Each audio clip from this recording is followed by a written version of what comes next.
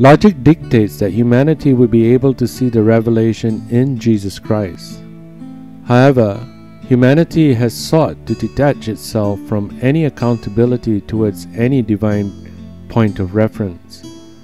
Worldviews that have developed over the millennium have been a stark reality to man's exercising their free choice to independently develop worldviews, which have been based on subjective ideologies. Independence dictated by views governed by philosophical ideologies that seek independence from the truth. Philosophy has been the driving force of spiritual detachment from God. Humanity's desire to seek to understand the cosmos within a subjective reasoning process void of God. Apart from the three major worldviews, every religious belief is grounded in a psychological framework, set within subjective views generated from mystical, legendary, and hypothetical worldviews, designed within views that mold and adapt within individualistic, pluralistic desires. The human mind and ability to push all boundaries of our existence have expanded into realms that have blinded our understanding of who we are, why we are, and what we are. The sciences underline our need to explain our discourse against any theistic existence have been fed by philosophical thought and explanations. The need to understand our inner self and the driving force that motivates individuality is pinned against some critical facts, like our emotions, choices, morals, and reasoning. Philosophy is the study of humanity beyond the materialistic existence, but into the deep recesses of our mind.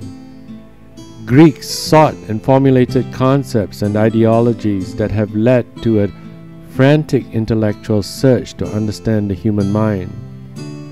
Today, the subject of philosophy is categorized within a quagmire of sophisticated terminologies and themes.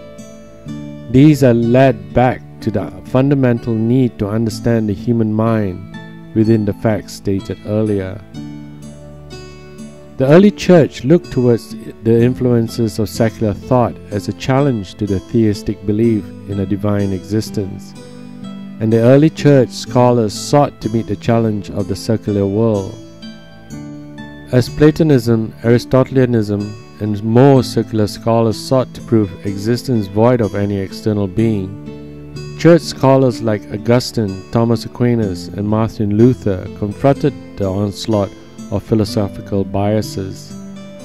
Their faith was grounded in the apostolic call in 1 Peter chapter 3 verse 15. But in your hearts honor Christ the Lord as holy, always being prepared to make a defense to anyone who asks you for a reason for the hope that is in you, yet to do it with gentleness and respect. Over time, the field of Christian philosophy and secular thought grew and engulfed the ministries of evangelism and apologetics. The church was ready to offer a defense against secular challenges. However, these challenges fall short of the advantages of philosophy. As Christians, we are well aware of the God's sovereignty over His creation. Everything that exists in our reality has been predestined by His hand. God gave us the Bible to reveal Himself and His character and our broken state in His creation. We exist because He called it into existence, and what continues to flourish is by His will. Is philosophy the key to dismantling God's existence? Or is it the means and ways to reveal the true nature of humanity that have failed to see in His Word? Reading through these chapters has revealed that there is indeed a fine line between allowing secular thought to intertwine into an individual's theology.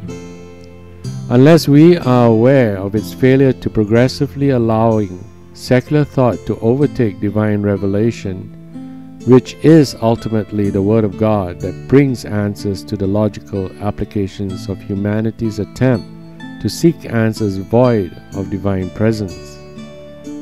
However, to avoid it is to allow these views to dilute the very essence of our society's moral foundations and ethical standings, as we have seen clearly in many parts of the world today.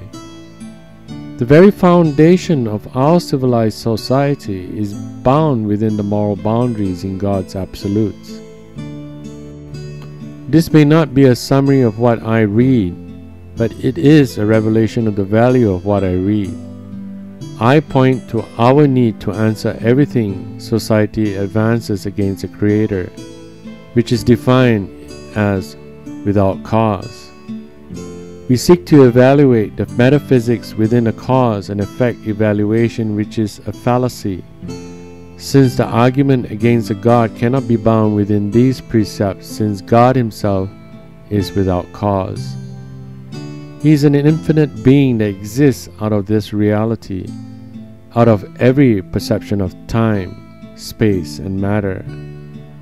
For it is God himself that brought it into existence, as in Genesis chapter 1 verse 1. In the beginning, time, God created the heavens, space, and the earth, matter.